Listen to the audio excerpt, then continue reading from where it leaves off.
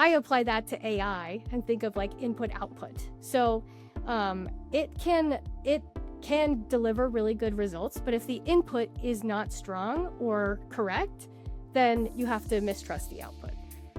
Welcome to People Powered Strategy, the podcast where we sit down with the minds shaping the future of work.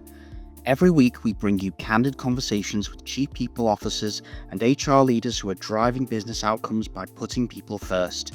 In each episode, we dive into the real-world strategies behind employee retention, talent development, and organizational growth, getting into the nuts and bolts of building HR systems that don't just support the business, but propel it. So I'm privileged today to be joined by Lydia Coffey. She is the Senior People Business Partner at TaxBit. Lydia, thanks so much for being with us today. Yeah, thank you. I'm happy to be here. Before we get started, do you want to just tell our audience a little bit more about yourself and your how you got to where you are now, your kind of journey to your current position? Yeah, of course.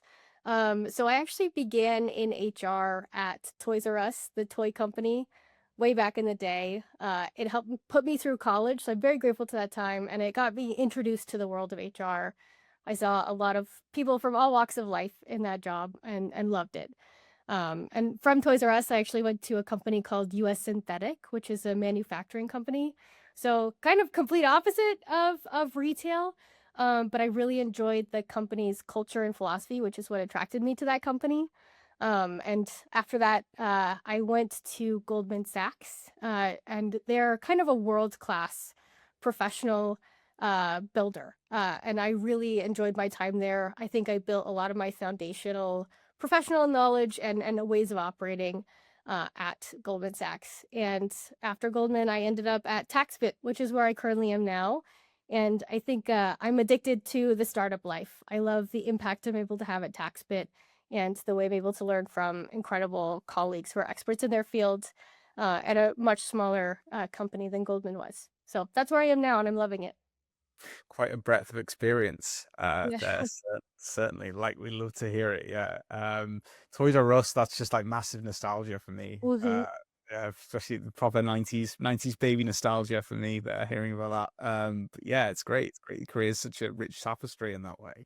Mhm. Um, Great. Okay. Well, we're going to talk today about something that's really actually very interesting to me, and I feel like not enough people are talking about, actually, which is kind of sort of maintaining work culture among generational divides.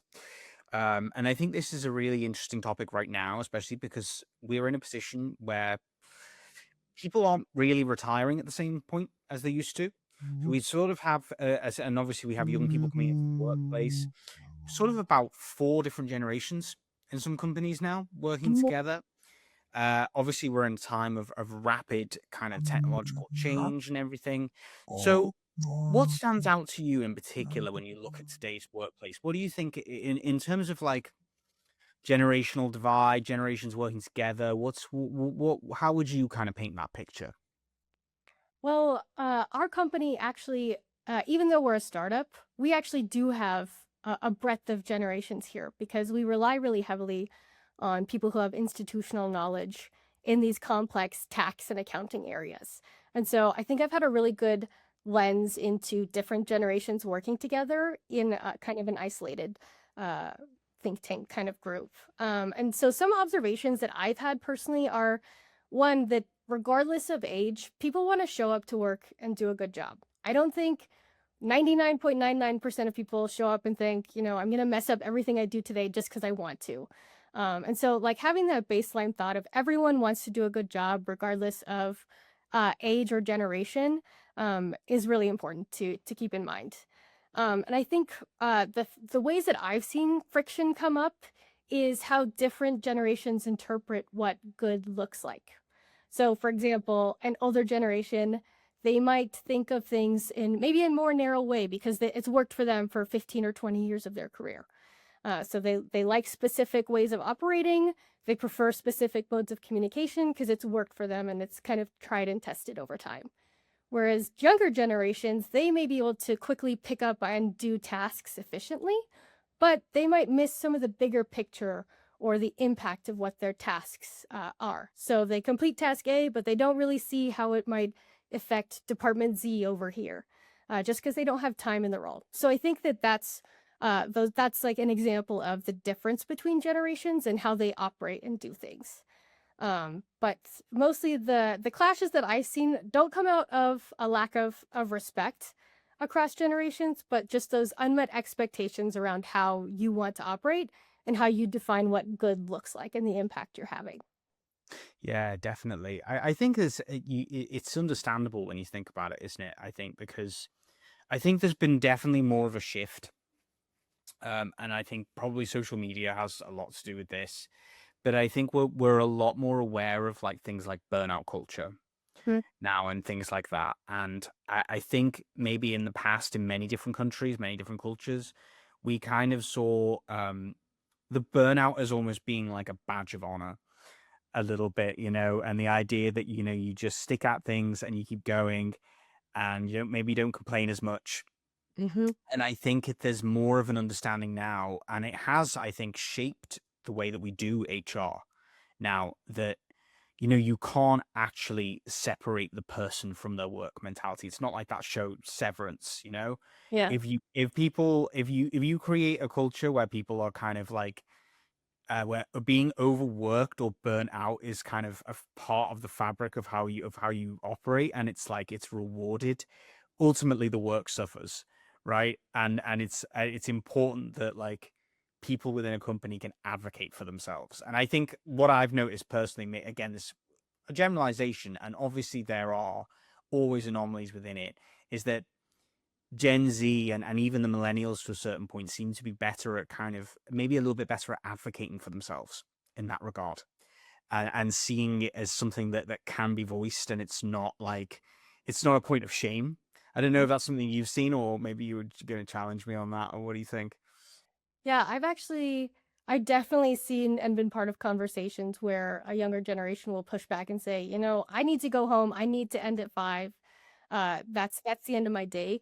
But I've also seen kind of the opposite end of the spectrum too, where there's an understanding potentially from people who've been in the field a little bit longer that sometimes you do have to put in longer hours.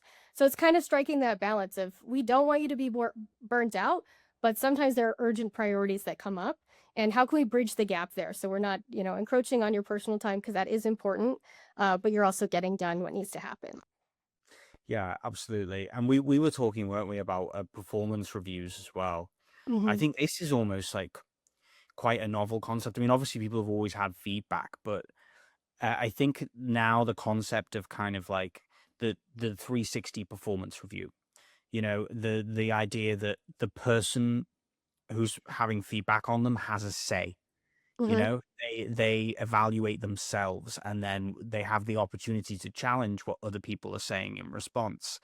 I think that's become something that's like very much a part of like work culture and how we operate and everything. And I don't know if that was always the case. I've encountered some older people kind of who are kind of have the mentality of like, look, just tell me what I'm doing wrong. Yeah. Like, Yeah. like, why do I have to spend time like speculating or reflecting on what I may be doing wrong? I just, Mhm. and I definitely have a little bit of sympathy for that, but at the same time, it has to be that way for a reason. I think, Yeah. especially in busy companies, I think people have to be given the opportunity, don't they, to advocate for themselves a little bit. I definitely have seen that. Yeah. I think an interesting point too is I do think younger generations maybe demand is kind of a strong word for it, but they expect more communication and transparency, I've seen. So comparing my experience at Goldman Sachs, where they're also an open culture, but if a managing director tells you to do something, you do it first and then ask why later sometimes. Whereas here at TaxBit, we're a smaller company and we're all invested in the future of TaxBit. And so there's a higher demand for, well, explain why this decision is happening. And I think demanding that transparency also helps bring them along too. If we're transparent about, well, we need to land this big client, so you do need to work a couple hours overtime this week so that we can make this happen, instead of just, you need to work overtime, end of story. Allowing that conversation and expecting it, I think, is a good thing that's happened with mixing generations too. Yeah, I definitely think so. I think that because it makes sense, right? It's like kind of if as long as you acknowledge that, like, we realize we're asking you to go above and beyond here, but ultimately we are all part of the same company, and on our successes are intertwined, right? Mhm. That's like, I think that's a good way of framing it as well, so that people don't feel like they're just kind of a cog. Yeah. Like, that's the thing. I've often found that people will work overtime, and I'm not advocating for like people working like silly hours here, No. but obviously it is just a reality sometimes, especially in startups. It is a thing that we all do. I think people are more willing to do it when it's something that they're proud of. Mhm. When they think like, I'm in this really cool company, I'm being given an opportunity to work on things that are really going to matter, and it's going to look great for me, it's going to look great for the company. So that's that kind of speaking to what you're saying there, isn't it? That's how transparency, when people are sort of shown how they're making an impact, how their work is matters, Mhm. more likely to, I think, accept things like that. I think. What do you Yeah. think? Yeah, I definitely agree. And it's also the flip side too. If 3 out of 4 times I say yes, I can do overtime because I've given transparency, or you've given me transparency on why, and then we can reverse and say I really can't do it this time because I have childcare needs or a family event or something. I think it also goes both ways too. You earn transparency on both sides. Yeah, absolutely. I think it's within professional boundaries, obviously, but I think it's always transparency. I think is always key, and I think that the culture that we live in now has necessitated it in some ways. I mean, like, you have things like, I know a lot of people before they even think about applying for a job will look at Glassdoor Mm-hmm. and Yeah. see what a company's score is there. So transparency, in a way, I think has almost been a little bit enforced, to the point where it's kind of like, because, employees have more of a voice anyway, and people do take it more seriously. Mm-hmm. So I feel like, I mean, maybe that's a bit of a cynical thing, like to say, oh, companies been forced into it. But I just think that, like, all I'm trying to say is that, like, it benefits companies to be more transparent, because if you're not, you might be exposed, and it's not going to be a good look, I Yeah. think. Yeah. I think sometimes I definitely hear what you're saying on, like, maybe it's cynical, but I think sometimes it's necessary. If we look at example of a company that messed up and then it was posted all over social media because someone was recording, that's kind of a good, like, we learned the lesson through their pain and we can avoid that and do better. So yeah. Yeah, absolutely. So what is, I mean, this is I mean, maybe a broader question, but obviously the term culture gets thrown around a lot. Mhm. Um, what does it mean to you? Like, in relation to the workplace? Because again, this is something that people weren't even talking about like 30, 40 years ago. Like work culture, people would be like, what are you talking about? And maybe there's a bit of a generational gap there. But why is it so important, especially in an organization? If you want to give some examples of like how it works to benefit a company, or maybe ways where you've seen it go wrong at times with all your experience, I'm open to it. Yeah, so I think culture to me, when I think about how to shape a culture, I kind of take it back to like operating fundamentals. So how do we want to operate as a company overall across departments and roles and whatnot? So we look at, how do we want to communicate with each other? What are acceptable modes of communication? How do we want to grow as a company, and how do we support that growth from a manager side and an HR side? And how do we want to interact with each other in a fun sense? I think we can look to peers to see what companies have done successfully, but then also run internal conversations to see where people maybe need more support or they feel like there's a gap. So for me, culture, it shows up in communication styles. Like if there's a culture of communicating respectfully, and you'll be called out if you don't communicate respectfully. That's really tangible. And then for us specifically at TaxBit, it's also our 5 cultural values too. And one of those is win together, which brings an element of fun into the workplace. So we work hard, but we also want to be able to unwind with each other and bring that element of fun in. And that helps keep things on a human level across the board, instead of just, you're over in a different city than me. I never see your face and I don't care about you. But if we've interacted in some fun way, then I care about you as a person, and that can translate into the work we do together. Yeah, absolutely. I like it definitely. I think it's more important than ever, isn't it? Especially with where you've got companies where people are working remotely. And sometimes you have global teams. We were talking Mhm. about generational gaps, but I mean we have cultural gaps as well. I mean, I guess that Yeah. is a kind of culture.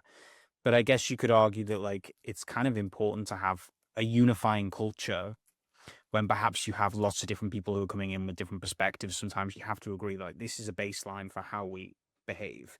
And Mhm. it's obviously gets a bit complicated because part of a good culture is a certain amount of diversity of perspective, but there Mhm. still has to be kind of like a point where we all say, okay, but we're all following a common mission. This is how we agree that we're going to talk to each other. This is going to be the vibe. It, what do you think? Like, what do you think specifically? Like, what is HR's role in kind of ensuring that that is a continuous thing, that it's a thing that's tended to over time? I think HR's role, the way that we do it is actually during onboarding. So we were actually really intentional about how we wanted to explain how TaxBit communicates to a new hire coming in and kind of give them permission in some ways. So, for example, we have a whole section in our onboarding training where we talk about communication methods of TaxBit. So, email, calendar, Slack, and how to be aware of different time zones. Don't write anything down or say anything over the Wi Fi that you wouldn't want to read in front of your mother, and then how to use Slack. And so we give them permission at the beginning to use emojis, use GIFs, use that mode of communication. And I think that that has helped immediately start them off on the right foot. So it's not like, okay, is this a company where I can send, like, show my personality a little bit, send a humorous gift in response to a situation, and we give them that permission early on. So that's where HR comes in, is kind of giving them a good baseline to start with. Yeah, definitely. I think that it's definitely a start as we need to go on kind of thing. I think is and I, again that goes back to transparency, doesn't it?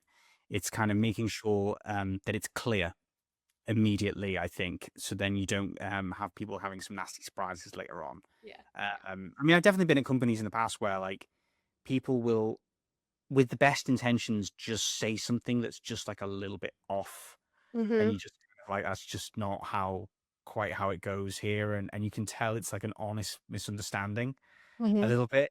And I think a lot of that can be solved just by, from the beginning, like laying the kind of ground rules about like this is kind of the culture. But then it also happens in talent acquisition, doesn't it? I mean, in the hiring process as well, I think people show who they are. So, I mean, hiring managers, they do make decisions about whether someone's going to be a fit or not, don't Mhm. they? A lot of the time, Yeah. just not just about what their skills are. It's also like who you are, right? Yeah. Like, Yeah. Culturally, yeah. yeah, absolutely. I think it plays a big, big, big part. Okay, so let's go back to our initial thread then. We'll talk about technology a little bit. One of the common misconceptions is that, like, the boomers and the Gen X's can't use AI and can't use technology and all this kind of stuff. Are all overwhelmed with it. Obviously, AI has become a staple of our workforce now. We have to be completely honest about it. Everyone's using it because how can you not use it? Yeah. Have you noticed any friction created between people of different ages or anything where technology is involved, technological advancements making creating any problems? Can you dispel any myths in this regard? Yeah, yeah. I think I have seen a little bit of friction, but probably in not a way that you would expect. So it comes more from like older generations. So maybe our leadership team saying we need to implement this immediately. And so I think that that comes from they're looking for ways to work better and faster, but then may not understand like the impact of the technology they're asking younger generations to use.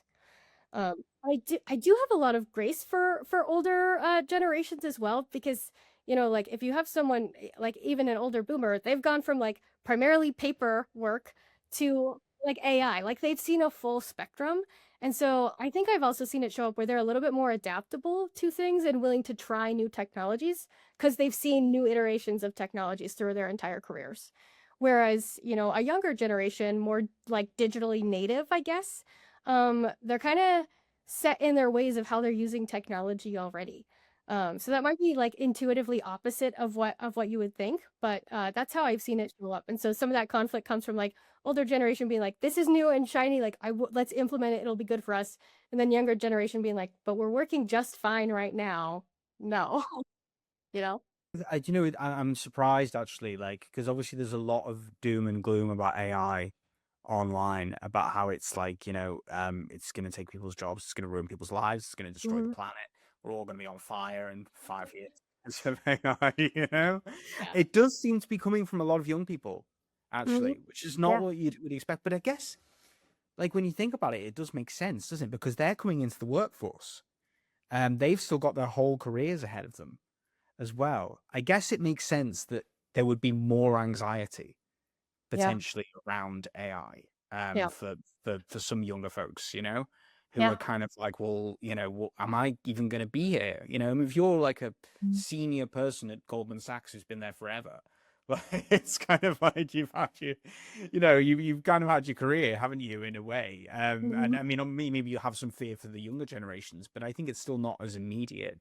So it kind of does make sense in a way, I guess, that there's some anxiety around AI Yeah. for younger people. What do you think about that? Like, do you think that obviously you're someone who's with someone who works in HR, you're obviously close to the hiring process and talent acquisition and everything. Do you think it's going to create some problems for younger people coming into the workforce, or do you think you can look at this from an employee and employer perspective? Like, let's talk about like the kind of challenges that technology are creating around that, around new recruitment and everything. Hmm. Yeah. Yeah, I think like the thing that comforts me a little bit when I think about AI joining the workforce is the thought of like the 80s and 90s with the computer revolution. Like I wasn't alive in the 80s, but I'm assuming that younger workers coming in and seeing those, and older workers too, seeing computers come in and replacing jobs and automating things. It's like, well, my job is now gone. What do I do? And so I'm seeing that kind of with AI and thinking about it in the same way of, yes, computers coming into the workforce was incredibly scary and it did like revolutionize how we do work. And so we're just kind of going through the same thing right now. And we just don't see the vision of how it's going to open up in the future. So that thought kind of comforts me. I also remember in college, maybe you got told the same thing, that the job I would retire from has not been invented yet. And we're living through the period of inventing those jobs right now. So I was told that, 10 years ago, it didn't stick, but now it's coming to fruition. And so I can look at that as a little bit comforting and think, okay, if I can shape the path for what my job will look like, I want to dive into that and be involved. Yeah, and there's also the mentality, I suppose, of like kind of let's become an operator of AI, become an Hmm. expert. So you're the person who's, and that way you can tell people like, look, this is the you're well aware of the shortcomings then, and you can say this is why you need someone like me to Yeah. to man this machine and make sure that Hmm. that it's still that it behaves correctly and everything, and obviously there will be some fallout from it, and there probably has already. Yeah. Um, I think, like, going back to what I was saying, one of the biggest ones is potentially like, you hear a lot about how people are sending in their resumes, and the resumes are AI generated, Hmm. and the companies receiving them have, the initial scan of the resumes is automated. Yeah. So then you end up in this situation where you've got AI interacting with AI, Hmm. and potentially like there's the obviously AI is trained on us, right? But like that there are I find it hard to believe that there aren't some like essential human qualities, especially in something like talent acquisition, that's getting lost there. What do you think? Yeah, yeah, I agree, and I think we're going through the trial and error period right now of figuring out when AI is too much and when we need to pull back and be more human centered. Um, yeah, my team actually got together recently to talk about how we want to more intentionally integrate AI into our workflows and processes. And we actually talked about that exact thing. If our recruiter is seeing only AI generated resumes and then uses an AI technology to go through them, like where is the human part? Because the AI is going to put everything that we think that it thinks we want to see on the resume, But then when I get to the human part, like we're kind of wasting time because maybe they don't have those skills, but the AI said like they're incredible at X, Y, and Z. Yeah, I don't have an answer necessarily for what we can do there. I think we're going through the trial grounds now. But if if the thought is always at the forefront of, okay, how do we bring a human element in and make sure that that stays the most important, I think that that's a good guiding principle to keep in mind. Yeah, absolutely. Well, yeah, exactly. As long as we know that that's a problem as Hmm. well, I think is potentially because it's not just a problem for. I think this is what people don't realize sometimes is that if it's a problem for employees or potential employees, it's also a problem for employers. Yeah. You know, that's the thing is the people operating it, and we're talking about how important work culture is within the different cultures that you find within that sphere, whether it be generational or cultural or yeah, whatever it is. So I think that is the human element is so important there. Like we were just saying, you know, you're taking on people, or hiring a person. I think in like things like interview and hiring and onboarding, like there is an intangible quality there, isn't there? Like there's like the judgment calls that you make about a person. Obviously, it has to be based on evidence. But I Yeah. do think we'd be lying if we didn't say like there isn't just a vibe that you get sometimes where you just get off an interview, a call with someone, you just think, yeah, this is someone I just think, yeah, would be good for us, you know, like, you know, even if it's just brightening all of our day, you know. Yeah. I definitely agree with that. And we also lean into that thought too. So someone could be an incredible interviewee, but then we also want to bring them in to have lunch with the team so that it's a great experience for them because, you know, free lunch, get to meet great people, but then also we can see how they interact on just a personal level without like the structure or some of the planning they could do for an interview. So that's how we try and bring in the human element of, you know, like you pass the interview, you were incredible there. Let's see how you do with the team and fit in from a culture perspective. And that's important for our process too. That's really interesting. Like, because that's like normally when I hear about bringing in new talent, like it's always like, oh, we just gave them a series of tests, you Hmm. know, Hmm. to do. Um, Yeah. but yeah, that's something that like being like, let's bring them to lunch and see how they get along with the team because then Yeah. that reflects so well on you as well. I mean, even if they don't get it, I guess it's like, well, they took me to lunch, you know. It's like it's Yeah. not bad, you know, like. Yeah, that's really interesting. So it sounds like TaxBit has like quite a kind of modern kind of culture or an attitude towards work culture. Yeah. We definitely try to. I know every engagement survey, there's always feedback and we always take it seriously, but we definitely try to have more of a modern approach to it and expect respects those differences in like how work should be done across generations. Bringing it back to our original topic. Yeah, original, which we've diverged from completely, but you know, so it's fine. Okay. I mean, let's talk a little bit then about we got onto AI, so let's follow that thread. What do you think are like where are you seeing it right now in terms of HR, people leadership? Like, what are the most how is it making the biggest impact? Where do you think it's falling short a little bit? Where do you think there's room for improvement? You know, Mhm. what do you think? Like in terms of give me a snapshot of how it's impacting your day-to-day work at the moment? So, I mean, day to day, our CEO and leadership team has been really supportive of experimentation with AI, and it's generally definitely accepted to experiment, try new things, use the resources we've paid for to try and find new ways to innovate. But we're also, especially on the HR team, we're all aware of the announcements that come out every other day of like a company has cut by 40% because of AI. And so that's also at the top of our mind and everybody else's mind, which is also kind of why we had that AI workshop as a team. But yeah, in that conversation, like just digging into that a little bit more, there's definitely a temptation for companies to use AI as the reason for cutting headcount. But my friend, his name is Winston Blythe. He kind of he has a psychology background, but works in AI right now. And he explained this concept of Maslow's hierarchy of needs for humans. Have you heard of Maslow's hierarchy of needs?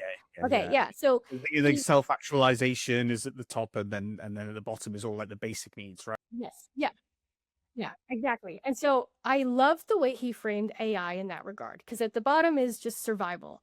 And that's in my mind, the company's cutting cutting heads and having AI replace the work they're doing.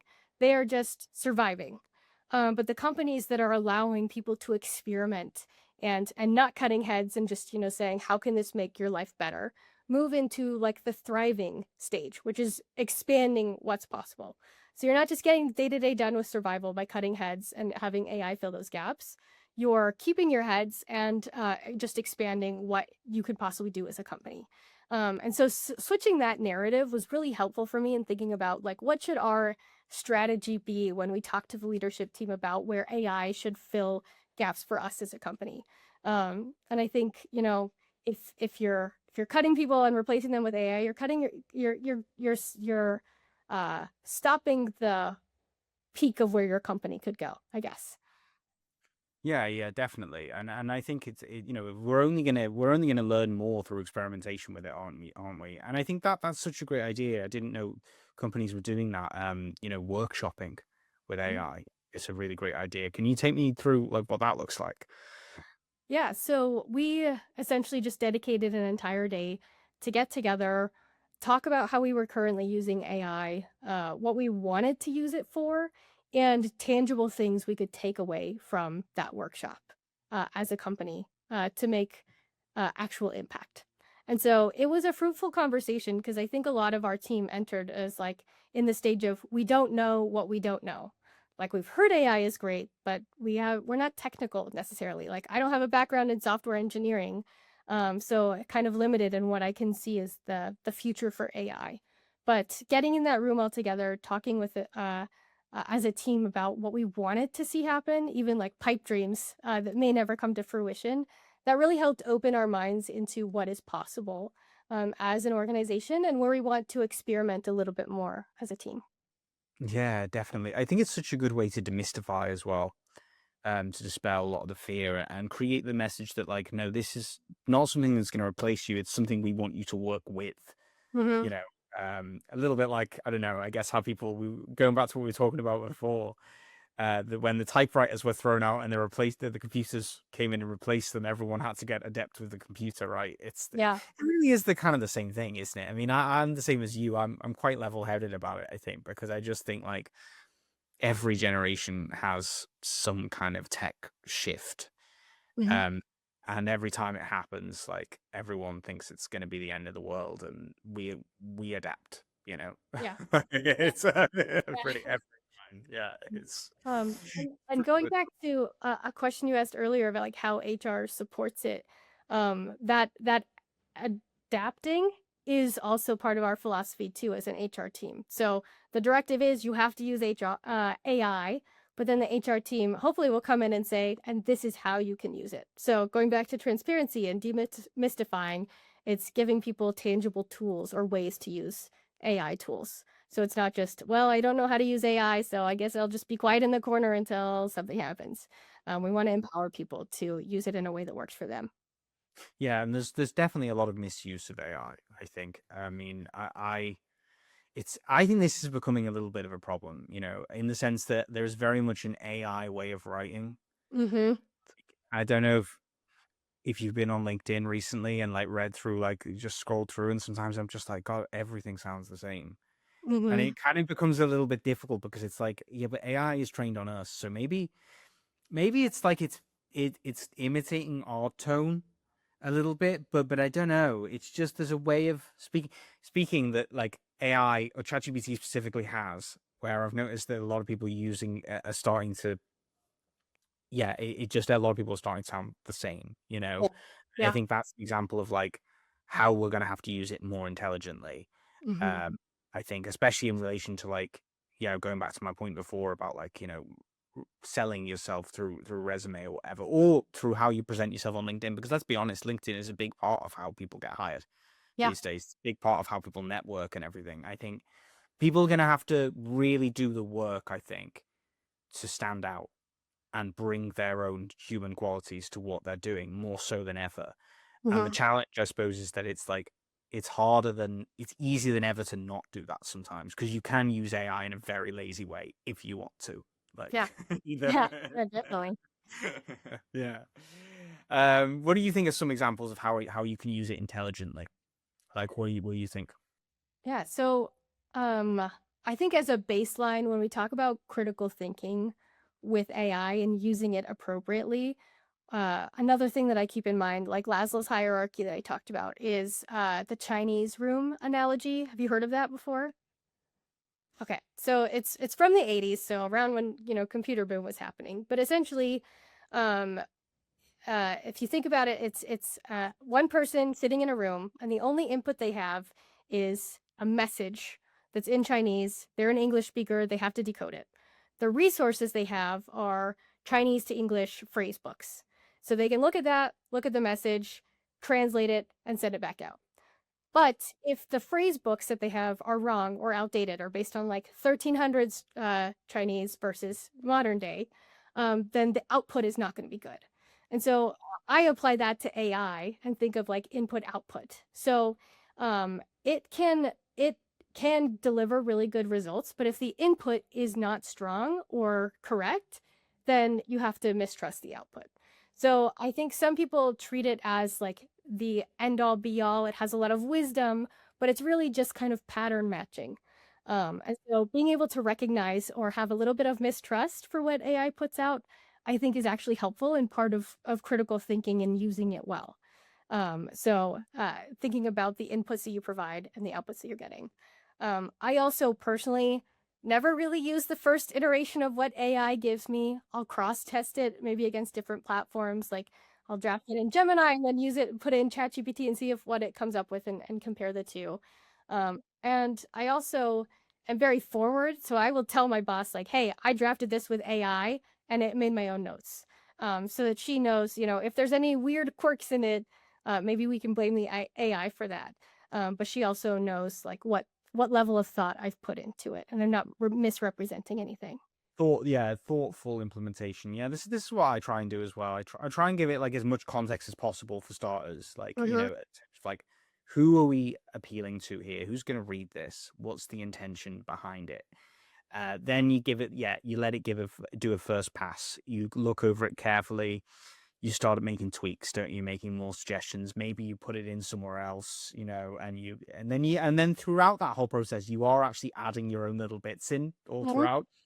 So it's kind of, I think, it is just a case of you just can't let it go unsupervised, can you? You can't just let it, fling it, have this machine that's just churning out messages into the world. I think it just needs to be manned, doesn't it? Really. Mhm. What do you think is like, in terms of like, the HR leadership, like what is like something that AI is going to really make a big impact with, you think, in the future? Like something that's always been a struggle, or maybe you could talk about maybe something that people aren't talking about, like something that's going to make a difference, something you could predict that people are going to be able to do that maybe they couldn't before, or that's going to be like a big game changer in terms of like how we facilitate work cultures and everything.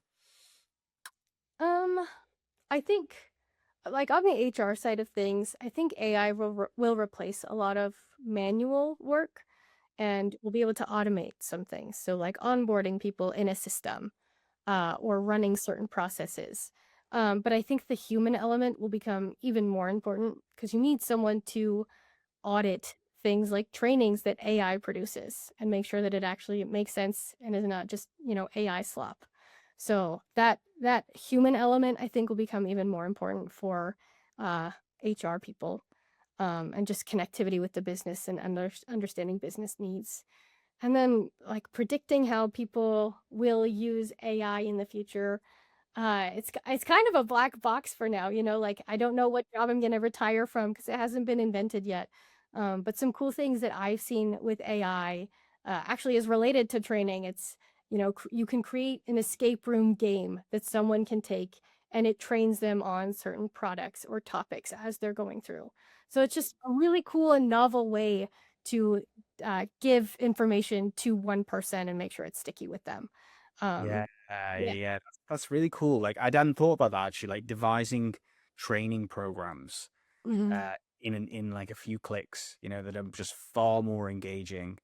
I think that's great. One that I heard that I thought was great was, like, I guess people who were in like customer facing roles, like almost kind of like, work situation simulators.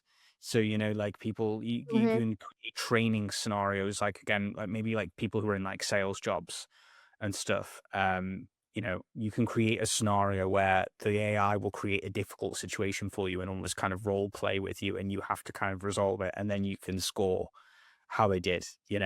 Yeah, I think like a can pilot simulation type thing, but for any role. Yeah, yeah, I think that's a really interesting one. Yeah. Is kind of because again, you don't really get that with people.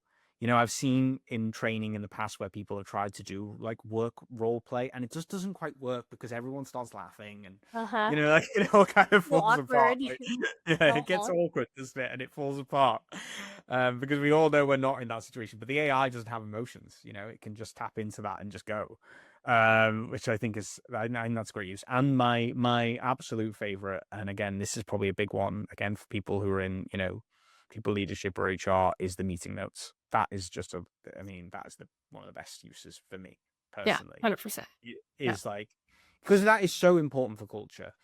How many times have like as information broken down, like we have a meeting and then we try and sum it up and things get missed, messages don't get carried on. The fact that now everyone just has the note taker plugged in, Mhm. you have everyone in your company just getting emailed all the talking points, all the action points instantly. I mean, Yeah. that's just I think that's a huge one. Um, so I've felt Yeah. personally, and that is an example of how you can use AI to assist work culture. I Mhm. think like collaboration and everything. Yeah. Um, Along that thread, also utilizing tools. So if I got an email that's like 3 or 4 pages long of like meeting notes, I may not read that. But if I could plug that into like Notebook LM and turn it into a 10-minute podcast for me, like that's a way for people to be creative and still receiving the information, but in a way that works better for them. Oh, that's really cool. Yeah.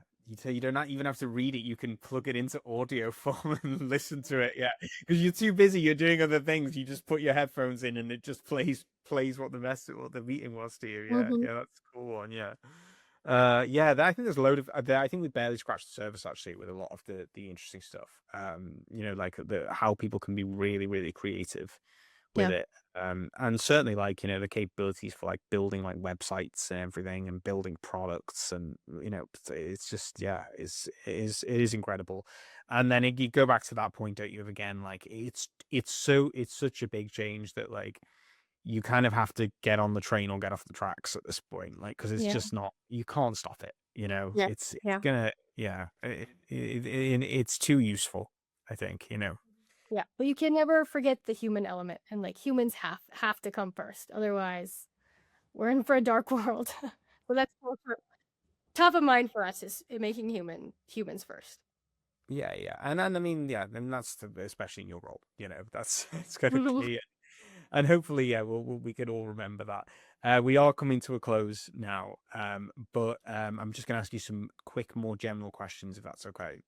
Yeah. Um, so, what do you think? What is the biggest misconception about your role, or just the HR leadership roles in general that like kind of drive you a bit crazy? Um, I think like the one that like hurts my feelings if I see it on TikTok or Reddit or something is like HR doesn't care about you, they only care about the company. But yeah, like our HR team here is incredible and does a lot of work for employees and are advocates for employees. And like even as we move into an AI centered world, like and people will always come first. And so that's a personal philosophy. I'm sure not every HR person thinks that way, but on a personal level, like people and employees will always come first for me. Yeah, absolutely, and I think it's because partly like you know HR are there. It's often the most difficult parts, aren't they, of people's Yeah. careers? Yeah. So you kind of gained a bit of a reputation as being like the grim reaper in the workplace. Like Mhm. you're called into a meeting and HR there, and it's like, oh my god, this is bad. And that's no fault of yours. That's because in a way, it's a good thing. It's like the companies have people in this role who are there to handle these sensitive situations, so nothing, no lines get crossed, things don't get out of hand. Mhm. I think it's just one of those unfortunate things where like it's become, yeah, sort of, Yeah. the presence of HR people synonymous with often very difficult emotional moments, you Yeah. know. Yeah. I actually have one-on-one check-ins with everybody at the company around their anniversary.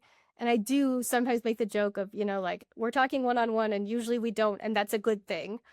Because yeah, like I definitely understand like we usually are there at the kind of the worst moments for some folks. So yeah.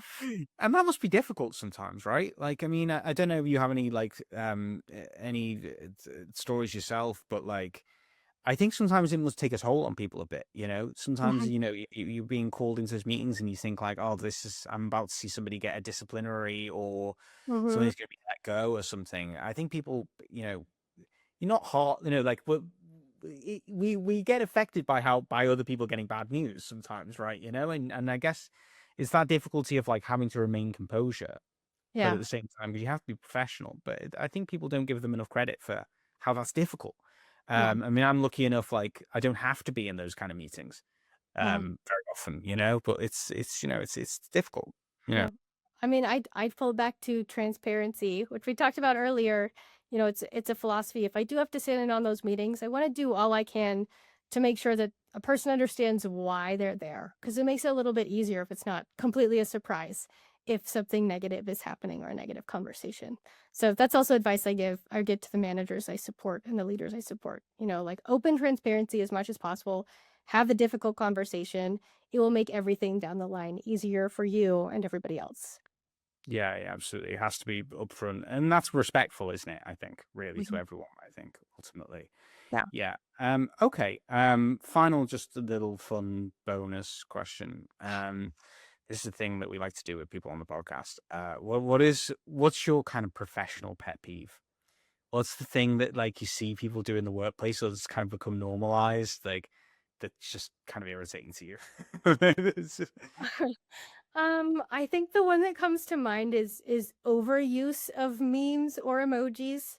Like if we're having a conversation and it might be maybe a little serious and you responded like a GIF or something or a meme, like just use it in in the appropriate time and place.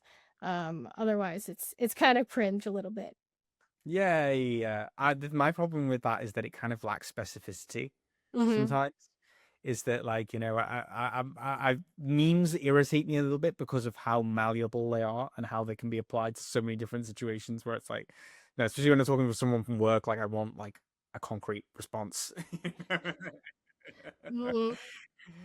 Absolutely. Yeah. Thanks so much for your time today, Lydia. It's been a great conversation. Yeah. If people want to reach out to you, talk to you more about the subject, where should they go?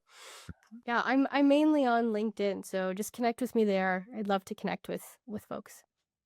Definitely. Thanks so much. Yeah, thank you, Anthony.